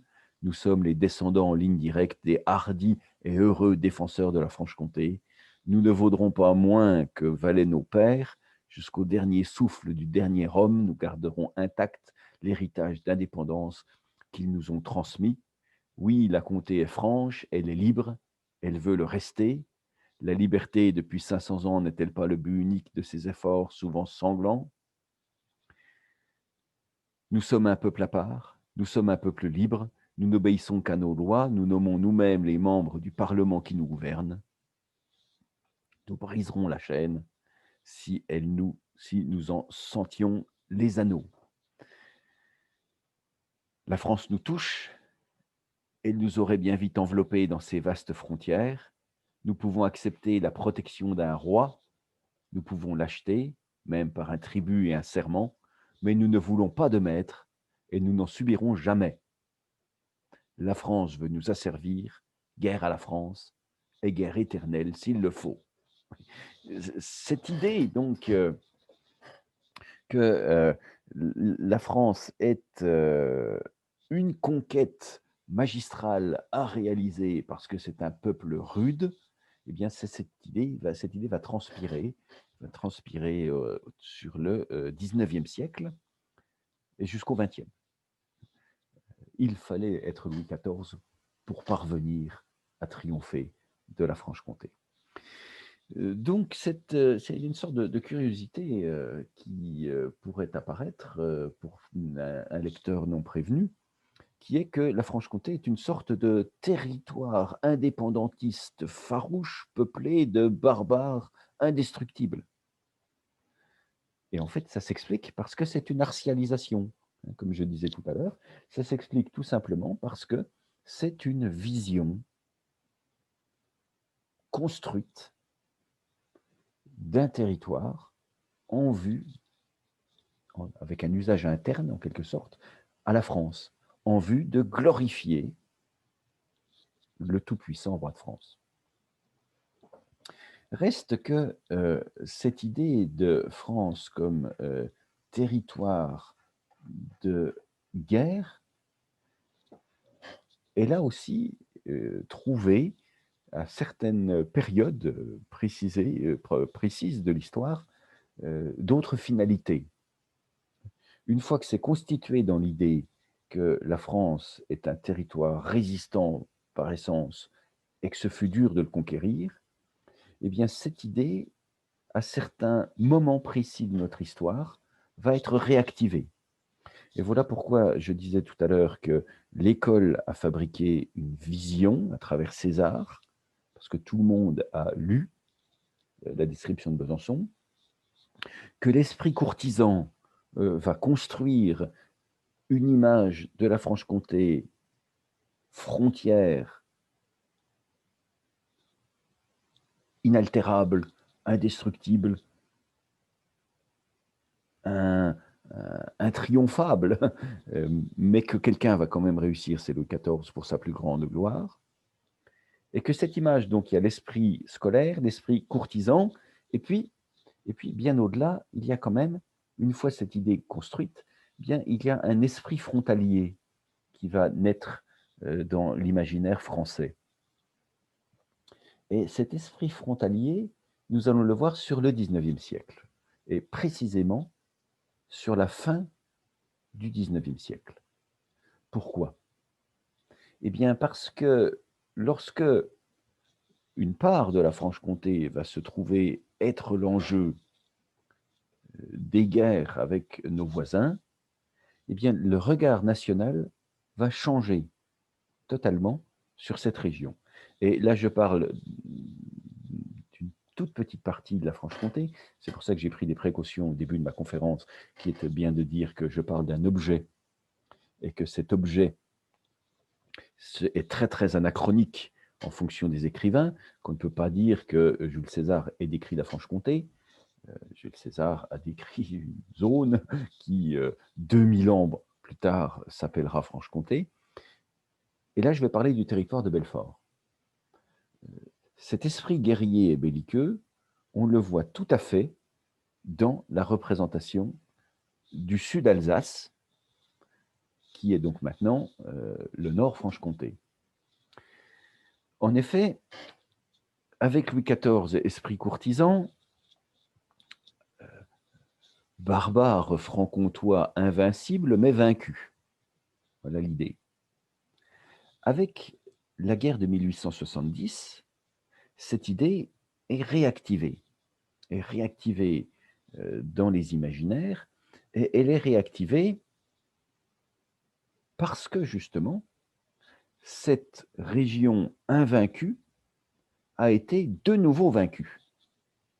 Elle a été de nouveau vaincue, et alors qu'il y avait un principe d'aspiration dans le territoire national, il y a eu un principe d'extraction vers le Reich allemand. Et là, la vision de la Franche-Comté, du Nord-Franche-Comté, guerrier, belliqueux, invaincu, va se trouver réactivée pour le plus grand malheur de la France, en quelque sorte. Je prendrai quelques exemples parmi des textes très marquants dans l'imaginaire. Nous avons bien sûr de Bruno. Bruno, c'est un pseudonyme.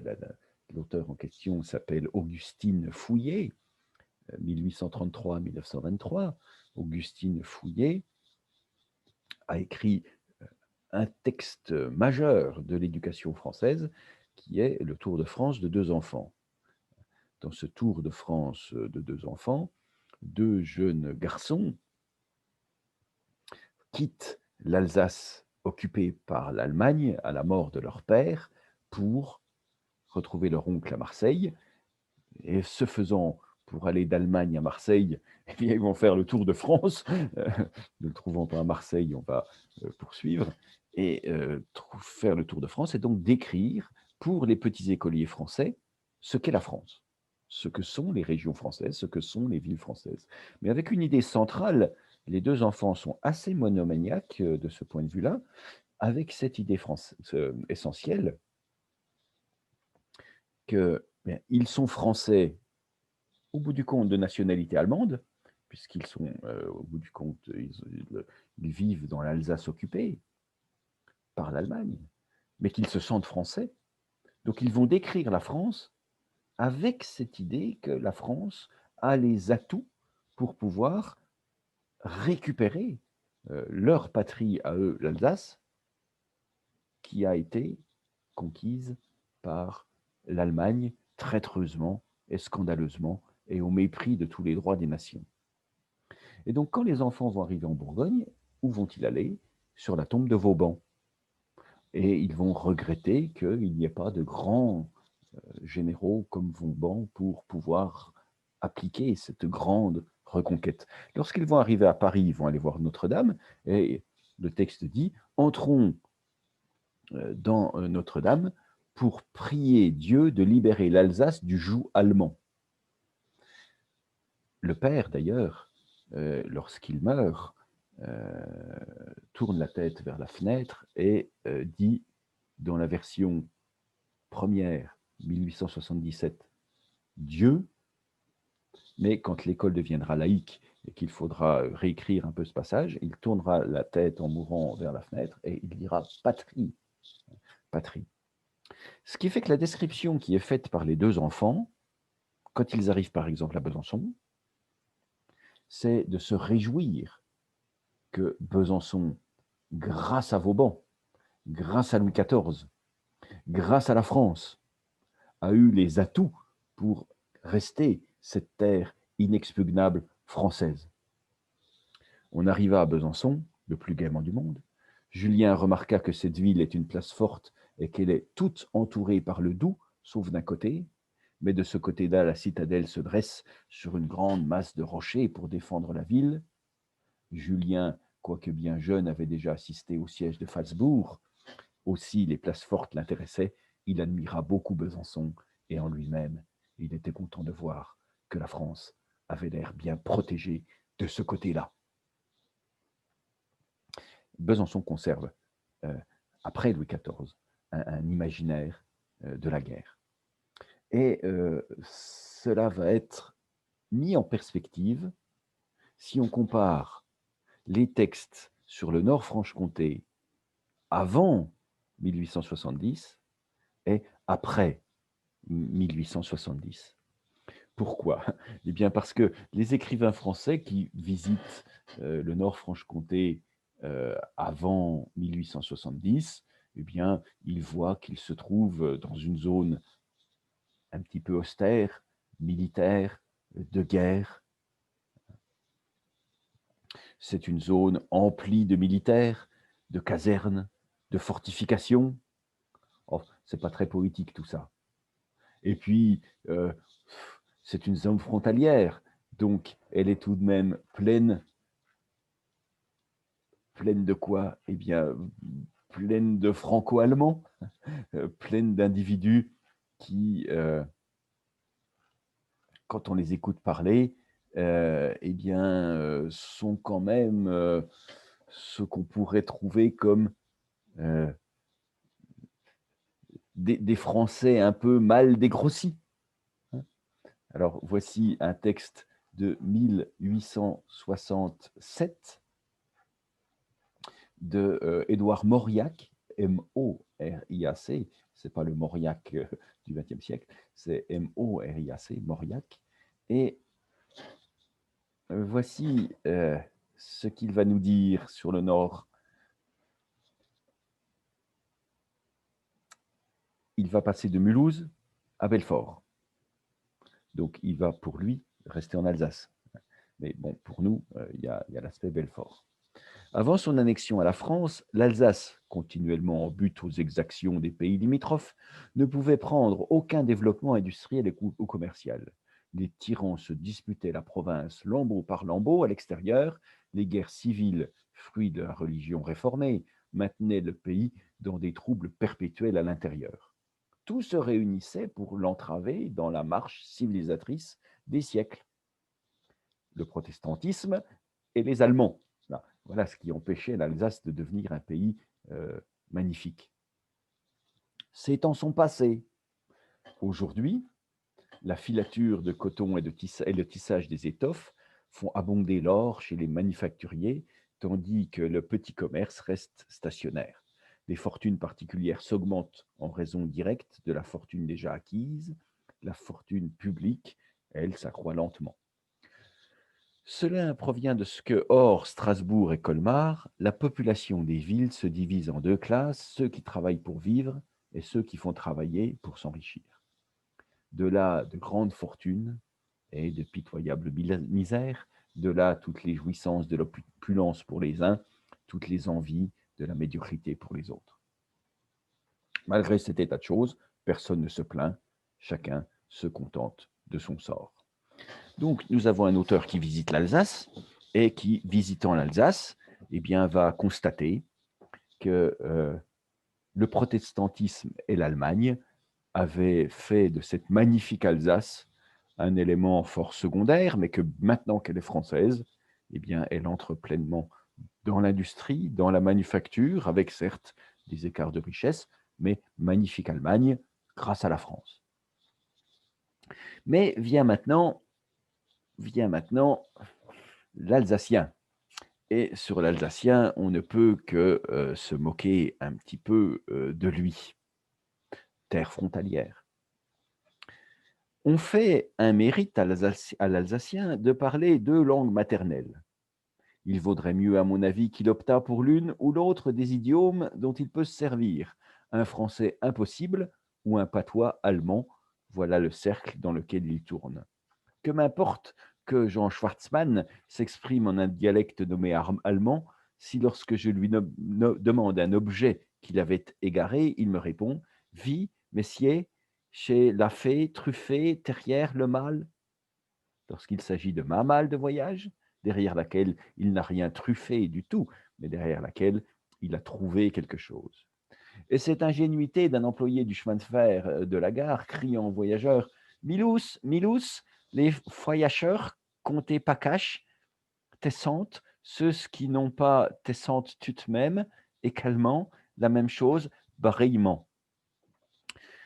L'Alsacien est en général un fort robuste et adroit, et en général fort robuste et adroit aux exercices du corps. Dans ce corps un peu apathique circule un sang vif que révolte l'injustice et qu'enflamme la gloire des combats. L'Alsacien réfléchit beaucoup par le peu exerce avec une volonté calme et ferme et poursuit avec une énergie persévérante le but qu'il s'est proposé. Bon, ça continue un petit peu comme ça. Les femmes, il y en a des belles, mais alors elles le sont avec excès, nous dit le texte.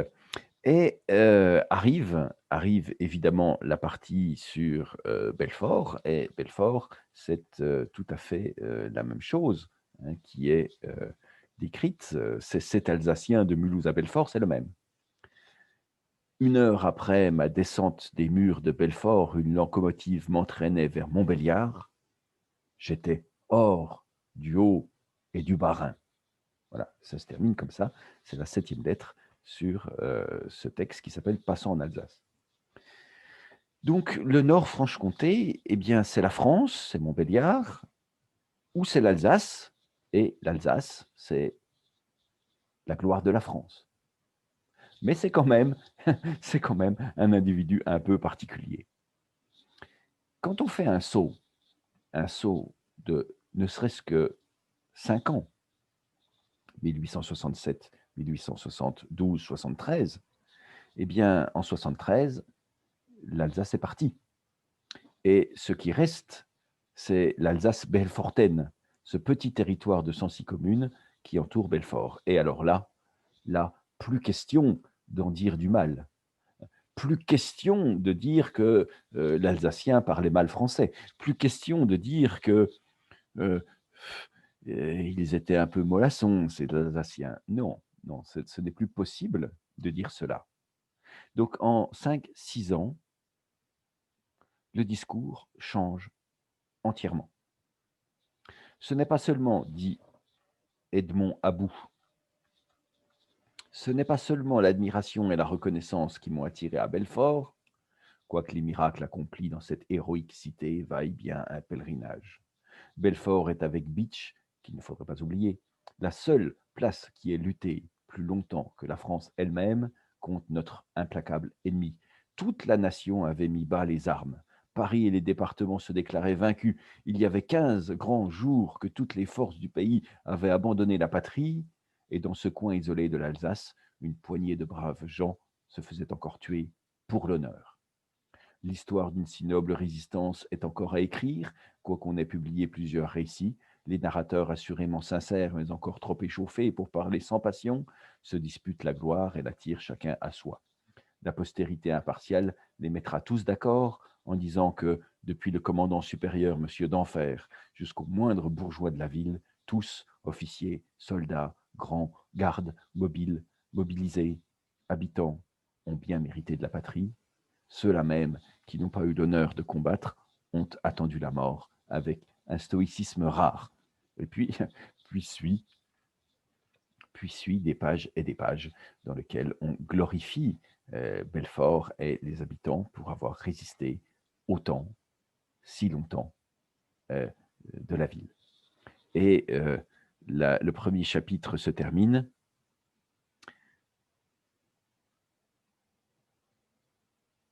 Concernant les fortifications de Belfort, non, non, nous n'avons rien à craindre de ce côté-ci. Le programme tracé par les diplomates de Francfort s'exécute jusqu'au bout. Lorsque le dernier centime des 5 milliards de la rançon française sera tombé dans la caisse de nos vainqueurs, les Allemands s'éloigneront de Belfort en grondant comme un dogue quitte un os après l'avoir léché, mordu et roulé entre ses mâchoires, mais ils n'oseront pas le garder. S'ils s'y retranchent aujourd'hui, les Allemands sont encore en 73, sont en train de partir, c'est que ce peuple, trop bien servi de la fortune, compte encore vaguement sur l'imprévu. Que faudra-t-il un jour lui donner, sinon un droit, du moins un prétexte à rupture? Presque rien, quelques complications dans la politique générale de l'Europe, moins encore une émeute à Paris, à Lyon, à Marseille, le drapeau rouge arboré sur le clocher de quelques hameaux, une altercation sanglante et impunie contre l'armée d'occupation et le peuple des départements occupés. Donc, soyons sages. Eh bien, il ne faut pas ranimer la guerre, mais de toute façon, nous serons protégés. De toute façon, nous pourrons reconquérir cette Alsace. Euh, avec Edmond About, on n'a donc plus le Nord Franche-Comté, donc l'Alsace, euh, à nous, mais un peu curieuse quand même, hein, ce sont des frontaliers. On a cette idée que, on nous a volé ce qui était le plus beau trésor de notre, couronne, de notre, le plus beau diamant de notre couronne, et que heureusement nous avons conservé Belfort. Et si nous avons conservé Belfort, c'est que sagement Louis XIV l'avait fortifié. Sagement, la conquête qui avait été faite en avait fait un bastion imprenable, comme Julien, dans le Tour de France de deux enfants, dit Besançon, sagement, est une place forte, fortifiée par Vauban. Donc nous avons cet imaginaire militaire qui fait que périodiquement, la Franche-Comté est réactivée. Et elle est réactivée très souvent en glorification de Louis XIV, ce qui crée le moteur de cet imaginaire courtisan puis militaire, mais elle va être réactivée par tous les écrivains du XIXe siècle aussi, et une grande part de ceux du XXe. Je terminerai sur un exemple peut-être que l'on connaît peu, mais Zola a parlé de Belfort. Zola, dans La débâcle, est allé visiter Bitche pour avoir du matériau, hein, le matériau dont il se servira pour son roman, mais il parle de Belfort. Et il fait là aussi de Belfort un symbole. C'est la première page d'ailleurs de La débâcle. Dès les premiers jours, Maurice avait eu l'absolue certitude de la victoire. La Prusse allait être surprise, accablée de tous côtés, écrasée en quelques semaines. Une simple promenade militaire de Strasbourg à Berlin. Mais depuis son attente à Belfort, des inquiétudes le tourmentaient. Le 7e corps, chargé de surveiller la trouée de la forêt noire, y était arrivé dans une confusion inexprimable, incomplet, manquant de tout. On attendait d'Italie la 3e division, la 2e brigade de cavalerie restait à Lyon, par crainte d'un mouvement populaire, et 3 batteries s'étaient égarées, on ne savait où. Puis c'était un dénuement extraordinaire. Les magasins de Belfort, qui devaient tout fournir, étaient vides. Ni tente, ni marmite, ni ceinture de flanelle, ni cantine médicale, ni forge, ni entrave à chevaux. Pas un infirmier et pas un ouvrier d'administration. Au dernier moment, on venait de s'apercevoir que 30 000 pièces d'armes de rechange manquaient, indispensables au service des fusils. Et il avait fallu envoyer à Paris un officier qui en avait rapporté 5 000, arrachés avec peine.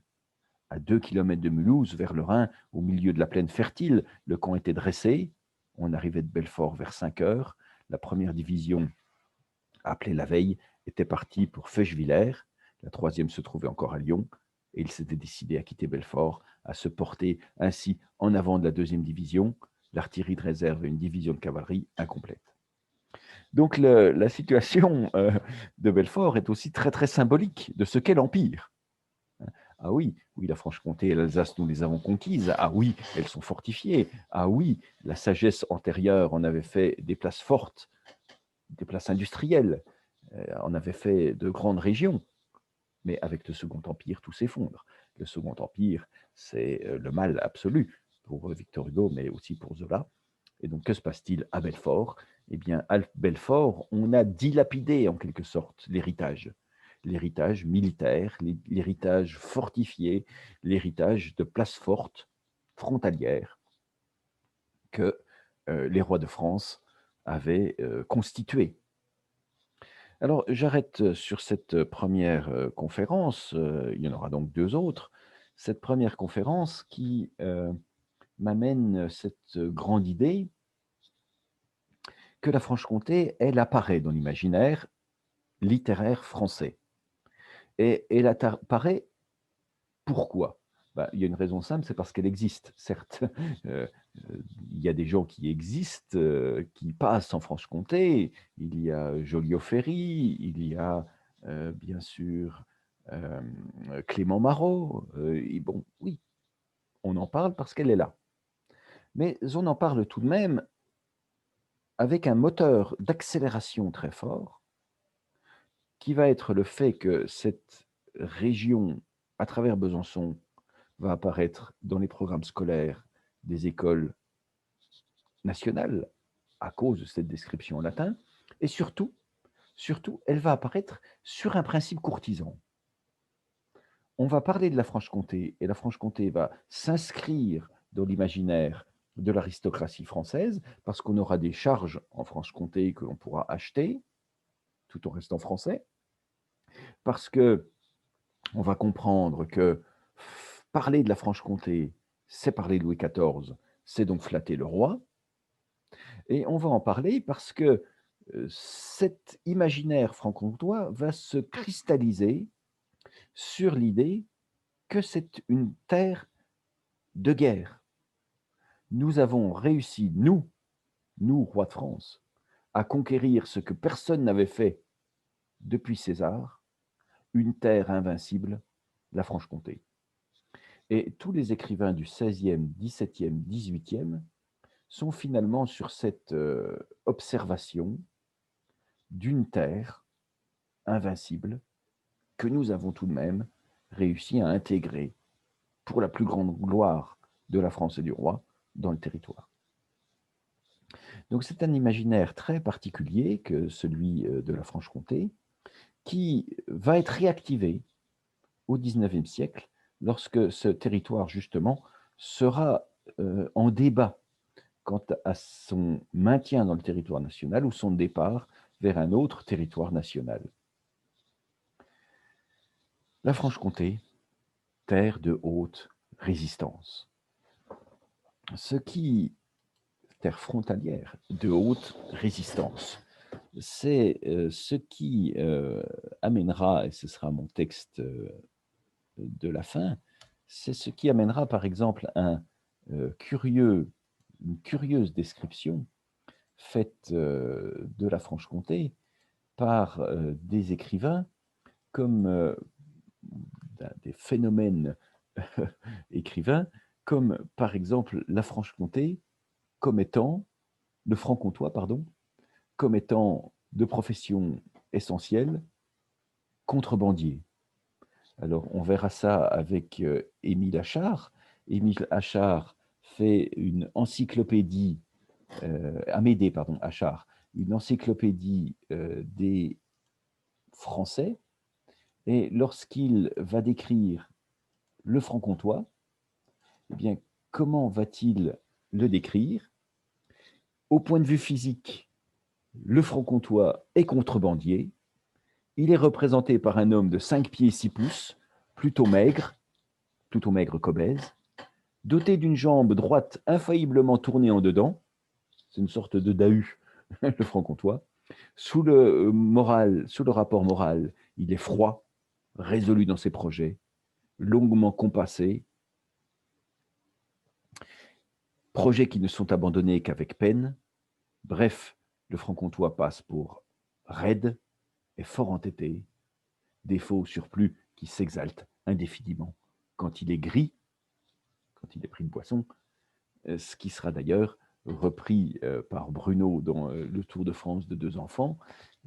C'est très rare que Bruno décrive des défauts, mais il y en aura un en Franche-Comté, on le verra plus tard dans ma 3e conférence, c'est l'alcoolisme. L'habitant de Vesoul est particulièrement porté sur la boisson.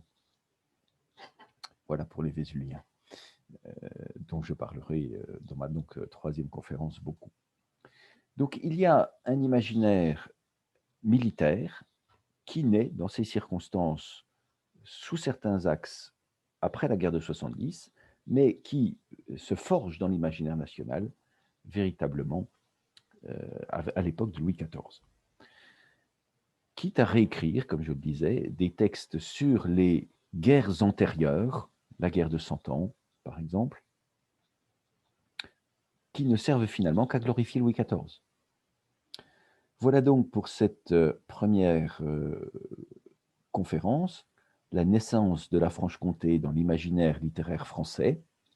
Je vous invite maintenant à aller voir la deuxième, pardon, la Franche-Comté dans l'imaginaire littéraire romantique. Au revoir.